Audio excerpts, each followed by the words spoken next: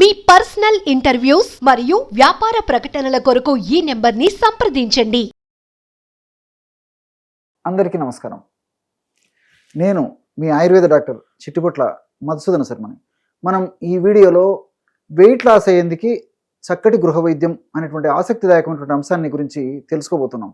గత కొన్ని వీడియోల్లో కూడా వెయిట్ లాస్ అయ్యేందుకు ఎలాంటి క్షేమదాయకమైనటువంటి ఔషధాన్ని వాడుకోవాలి, అదేవిధంగా అసలు వెయిట్ ఎందుకు పెరుగుతారు, వెయిట్ పెరిగినప్పుడు ఎలాంటి లక్షణాలు ఉంటాయి, దానివల్ల కలిగేటువంటి ఉపద్రవాలు ఏంటి మొదలగు వివరాలు, అట్లే మరి ఈ వెయిట్ లాస్ అయ్యేందుకు తయారు చేసుకోదగ్గ ఔషధాలు ఎన్నాళ్ల పాటు ఎలా వాడుకోవాలి మొదలగు వివరాలు కూడా తెలియజేయడం జరిగింది.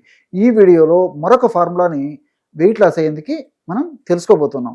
ఇప్పుడు చెప్పబోయేటువంటి ఫార్ములా కూడా చాలా సులువుగా తయారు చేసుకోవచ్చు, అందరూ తయారు చేసుకోవచ్చు, పెద్ద ఖరీదు కూడా కాదు, అదేవిధంగా ఫలితాలు కూడా చాలా త్వరగా ఉండేందుకు అవకాశం ఏర్పడుతుంది, తీసుకోవడం కూడా చాలా సులువుగా ఉండేటువంటి పరిస్థితి ఏర్పడుతుంది.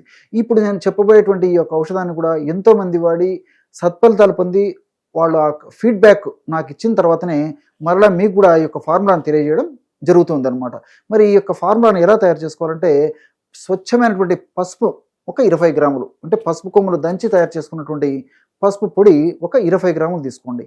అట్లే కరక్కాయ పెచ్చుల యొక్క పొడి, కరక్కాయలు మనకు మార్కెట్లో దొరుకుతాయి, కరక్కాయ పెచ్చులు కూడా మనకు మార్కెట్లో దొరుకుతాయి.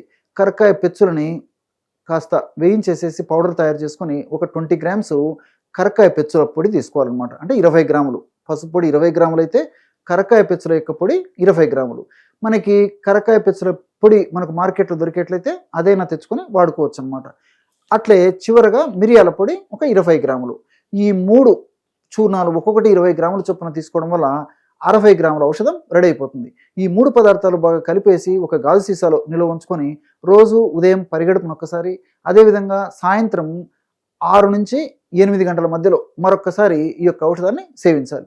అంటే ఉదయం పూట 1 గ్రాము ఔషధాన్ని సేవించాలి, అదేవిధంగా సాయంత్రం పూట కూడా 1 గ్రాము ఔషధాన్ని సేవించాలి.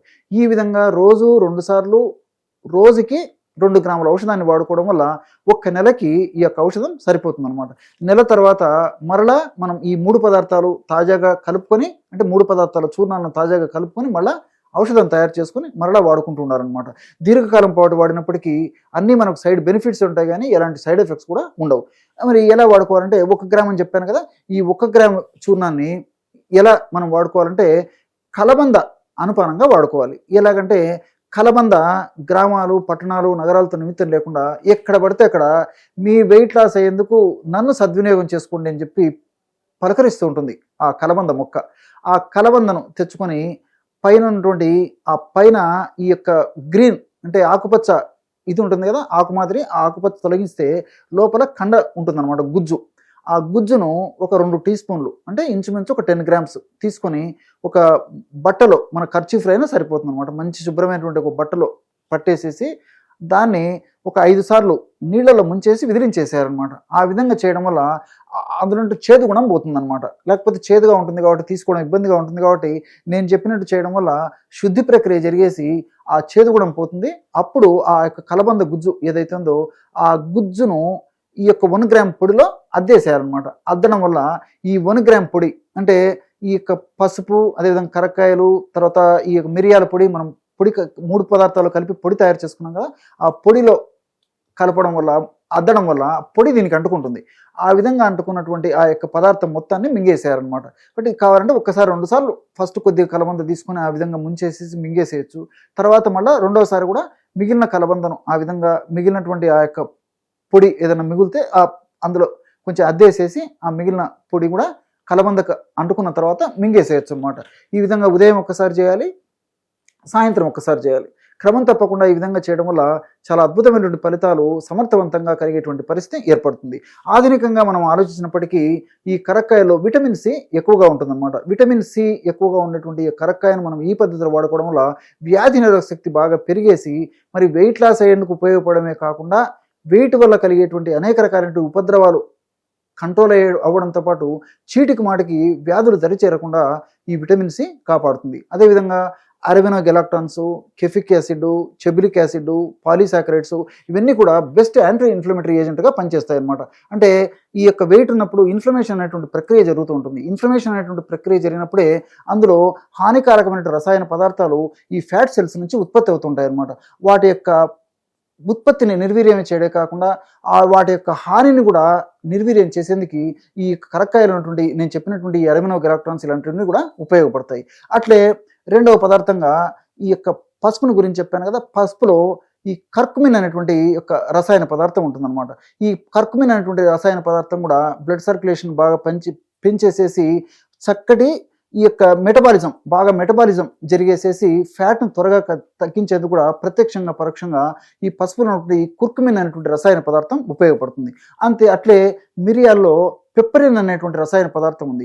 ఈ పెప్పరిన్ అనేటువంటి రసాయన పదార్థం ఉన్నటువంటి మిరియాలను మనం వాడుకుంటూ ఉండడం వల్ల దీని యొక్క గుణం కూడా ఏంటంటే బెస్ట్ యాంటీ ఇన్ఫ్లమేటరీ ఏజెంట్గా పనిచేస్తుంది. అంటే ఇంతకుముందే చెప్పినట్లు ఇన్ఫ్లమేటరీ ప్రక్రియలో జరిగేటువంటి ఉత్పత్తి అయ్యేటువంటి హానికారకమైన రసాయన పదార్థాల యొక్క శక్తిని నిర్వీర్యం చేసేందుకు కూడా ఈ యొక్క పెప్పరిన్ ఉపయోగపడుతుంది.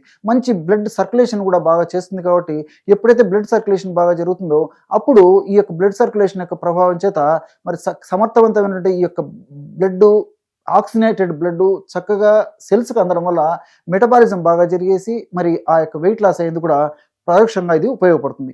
అట్లే కలబందను గురించి మనం ఆలోచించినట్లయితే కలబందలో బ్రాడికైనేజు, జీ క్రోమోనిల్ అనేటువంటి రసాయన పదార్థాలు ఉంటాయన్నమాట.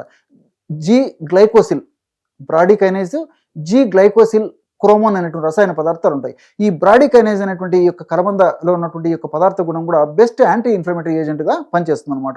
అట్లే ఈ జీ గ్లైకోసిల్ క్రోమోన్ అనేటువంటి ఈ యొక్క రసాయన పదార్థం ఏంటంటే ఈ ఇన్ఫ్లమేషన్ ప్రక్రియలో ఉత్పత్తి అయ్యేటువంటి హానికారకమైనటువంటి రసాయన పదార్థాలు ఏవైతే ఉన్నాయో వాటిని నిర్వీర్యం చేసి శక్తిహీనంగా తయారు చేసి వాటి యొక్క ప్రభావం, వాటి యొక్క దుష్ప్రభావం, వాటి యొక్క చెడు ప్రభావం మనం దేహం మీద పడకుండా చేసేందుకు ఈ జీ గ్లైకోసిల్ క్రోమోన్ అనేటువంటి ఒక పదార్థము కలబందలో ఉంది కాబట్టి ఇది ఉపయోగపడుతుంది. కాబట్టి శాస్త్రీయంగా మనం ఆలోచించినప్పటికీ ఈ యొక్క 4 పదార్థాల్లో అంటే మిరియాలు, పసుపు, అదేవిధంగా ఈ కరక్కాయ, అదేవిధంగా ఈ కలబంద, ఈ 4 పదార్థాలు కూడా వివిధ రకాలైనటువంటి రసాయన పదార్థాలు ప్రత్యక్షంగా పరోక్షంగా వెయిట్ లాస్ అయ్యేందుకు ఉపయోగపడమే కాకుండా వెయిట్ లాస్ వల్ల కలిగేటువంటి అనేక రకాలైనటువంటి ఉపద్రవాలు కూడా తగ్గించేందుకు అవకాశం ఏర్పడుతుంది. నేను గత కొన్ని వీడియోలో కూడా మరి ఈ వెయిట్ లాస్ అయ్యేందుకు ఇలాంటి ఔషధాలు వాడుకుంటూ మరి మినిమం ఎక్సర్సైజ్ ఇంతకుముందు కూడా చెప్పడం జరిగింది. వాకింగ్ కానీ, జాగింగ్ కానీ, రన్నింగ్ కానీ, స్కిప్పింగ్ కానీ ఇలాంటి చిన్న ఎక్సర్సైజ్లు వారంలో 5 రోజుల పాటు కనీసం అరగంట నుంచి గంట వరకు చేయడము. అదేవిధంగా ఆహార పదార్థాల్లో మనం తీసుకునే ఆహార పదార్థాలు, పిండి పదార్థాలు బాగా తగ్గించేసేసి, అదేవిధంగా కొవ్వు ఉన్నటువంటి పదార్థాలను కూడా బాగా తగ్గించేసేసి ప్రోటీన్ ఉన్నటువంటి పదార్థాలు బాగా ఎక్కువ తీసుకోవాలి, ఫైబర్ ఉన్నటువంటి పదార్థాలను బాగా ఎక్కువ తీసుకోవాలి. Junk food, fast foods, bakery foods ఇలాంటివన్నీ కూడా బాగా తగ్గించేసి అసలు మానేయడం మరీ మంచిది. ఇలాంటి జాగ్రత్తలు తీసుకుంటూ ఆహారపరమైనటువంటి మరి నేను చెప్పినట్టు ఎక్సర్సైజ్ చేస్తూ ఈ యొక్క ఔషధం వాడుకోవడం వల్ల ఫలితాలు చాలా శీఘ్రంగా సమర్థవంతంగా ఉండేందుకు అవకాశం ఏర్పడుతుంది. చూశారు కదా ఎటువంటి సులువైనటువంటి ఔషధ యోగాన్ని వెయిట్ లాస్ అయ్యేందుకు మీరు ఈ వీడియోలో తెలుసుకున్నారో.